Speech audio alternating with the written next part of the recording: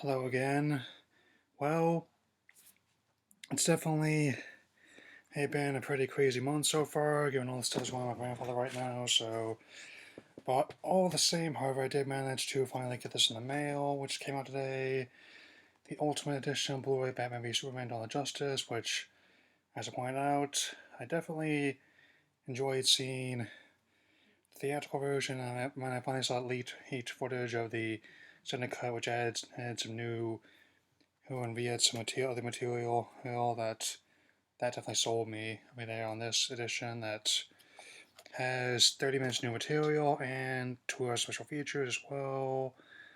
Oh, and in this official start to the extended universe, who's I guess seeing that Man of Steel kind of just a test run hindsight. So, right, there's a slipcase, and let's try and get the wrap off of it since. Yeah, I'm thinking that it's weird that they keep doing this all these cases, given how. So I think if you're willing to pay up to $20 for one of these, it's highly doubtful that if you also if you pay $10 as an admission, it's highly unlikely that you'll be the type of person who would steal the film at all. I mean, and while I'm trying to get this off, I'll also talk a little bit about how. Wait a minute. Maybe not, because got something, and there it goes. And pretty nice box right there with all the three biggest names of DC standing in unison there, and that's. See how this opens. There it goes. I mean, and okay. And looks like I'm gonna have to revamp my ultraviolet icon again. So giving a slip for the Digital HD version. That.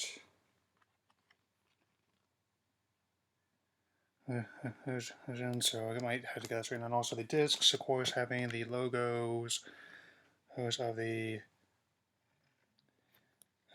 being the extended cuts on the Blu-ray and Digital HD, the DVDs, the standard version in theaters. So, and I still would suggest, as given all that's been said about the film, that I think it's a miracle that this actually managed to get this off the ground after more than 20 years, being since, and especially given how the first time pitching the whole concept as a baby when they're trying to get the whole thing off the ground in the 90s, when yeah, they're gonna have it with Nicolas Cage as a Man of Steel, and apparently one of the more infamous demands of producer John Peters at the time was to include a fight with a robotic spider, which made it into a really crappy Wild West movie, and also got mocked in that animated Superman Doomsday one. I haven't seen that one, but it's good.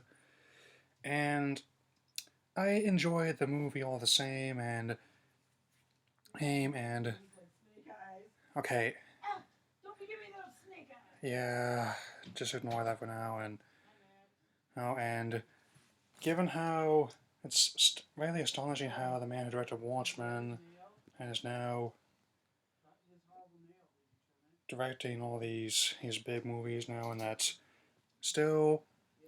And regrettably, I still have not been able to get the dialogue straight off my old hard drive, so I'm gonna have to put the Batman and Superman movie on hold for now. What I am gonna do, however, is get at this. I'm gonna watch this, the extended version, and normally I wouldn't do this sort of thing, but I may do a review of that as well, see what differences and similarities as well, and so that's all I had to say for now. How just gonna keep going, things of course here now, so see you all later.